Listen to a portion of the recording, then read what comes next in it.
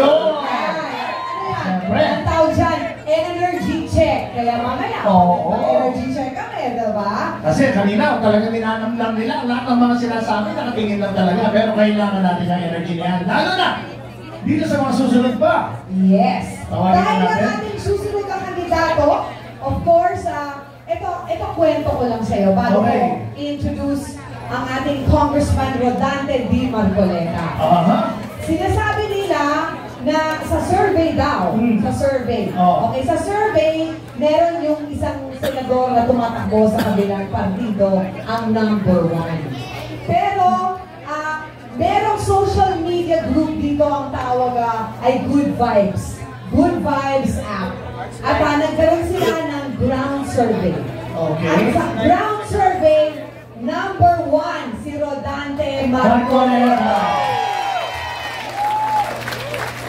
Siya po ay isang native of Paniki, Tarlac. Wow, may kababayan ko. Taga-Tarlac eh. Ayun. Taga-Concepcion ako. A seasoned lawyer, he has served the Congress for 18 years as party list representative.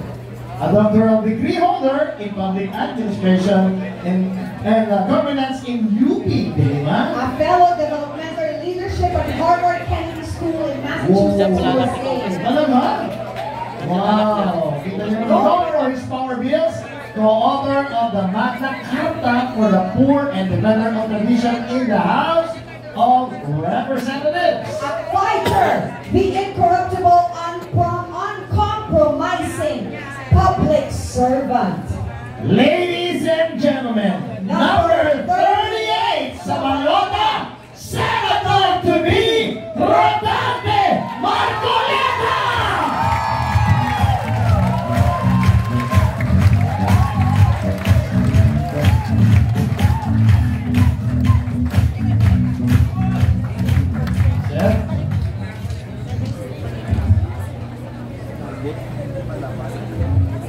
Magandang hapon po sa ating lahat. Kanina po sabi ni Senator Bato, kasama po siya sa mga nagbebenta ng suka.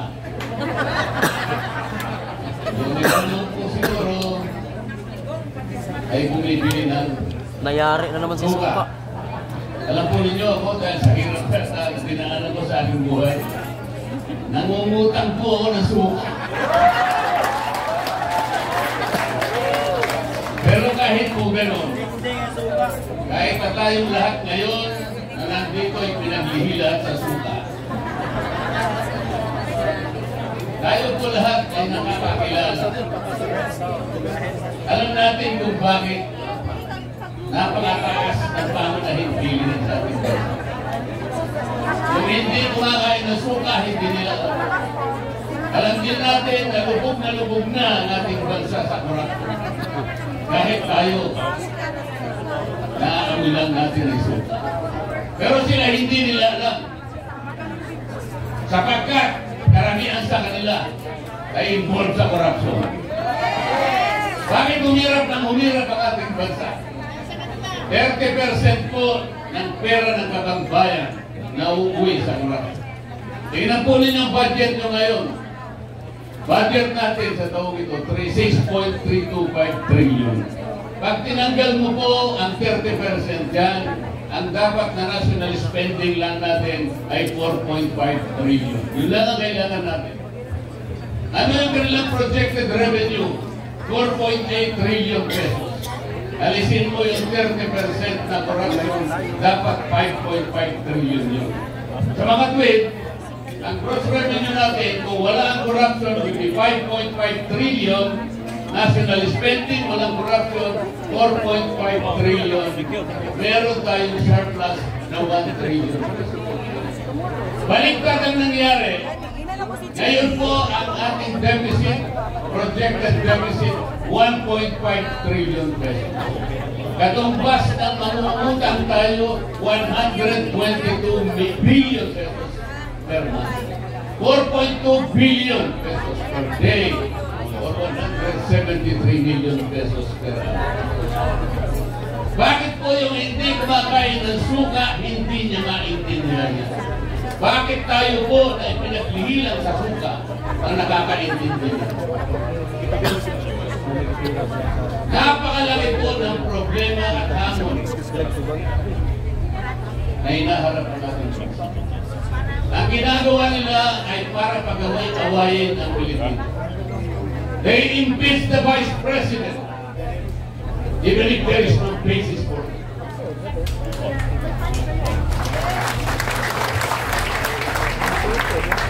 Tama po yung sinabi ng mga kasama.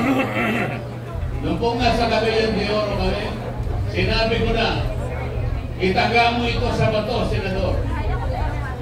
I-impeach nila ang Vice President. Nangyari na po. So, ang gagawin nila ngayon, even if the impeachment complaint was a handiwork of the 19th Congress, ang gagawin nila pagdating ng 20th Congress, pipilitin nila na doon nila litisin ang ating Vice President. There is a constitutional issue here. Kailangan po ninyo yung abogado na makakarating sa 20th Congress. Kailangan po ninyo yung abogado na lalaban para sa inyo, para sa katuwiran. Sapagkat kung wala po kayong dadalhin na abogado doon na magtatanggol, our country will be going to the dogs. Hindi ko na po hahabaan ang aking sasabihin. Nagkakaintindihan naman po na. Gusto ko na lang mag-ikwento sa inyo. Mag-inimbita po ako ng Filipino Inventor Society. Napakarami po pala nilang nagawa ng inventor. Ang Pilipino pala nakagawa ng karaoke, ng yoyo, ng bamboo incubator, ng 3-in-1 chimney, ng isang unsinkable portable boat, ng isang laser acupuncture device. Napakarami. Pati pala banana ketchup, Pilipino pala na kayo. Ang sabi ko po sa kanila, bakit hindi kayo naka-invento ng isang aparato na kailangan natin, lalong-lalo na sa panahon ng eleksyon. Katulad po ng isang scanner, na kung saan yung po kumakandidatong senador ngayon, 65 yata silang lahat. Patadaanin po nyo sa aparato na yan para makita natin kung sino yung qualified. Madali po yun para hindi na mahirapan ang ating bansa. Pataanin po yung 65 na tumatakbong senador. Maniwala kayo sa akin, kapag kayong na-invento ng aparato na yun ay matino, alam po ninyo kung sino lamang ang lulusot doon. Ito pong mga kandidato ng PDP lamang. Lahat po ay re-redigin ng aparato na yun. Maniwala kayo sa akin, sapagkat yung aparato na yun ay ginawa sa suka. Salamat po.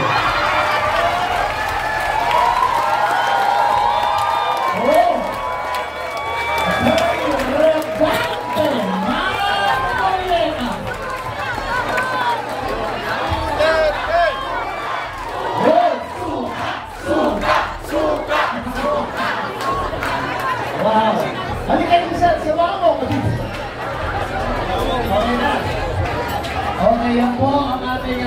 ay, grabe yung tapang nyo ha! Ako, nanonood ako! Di ba?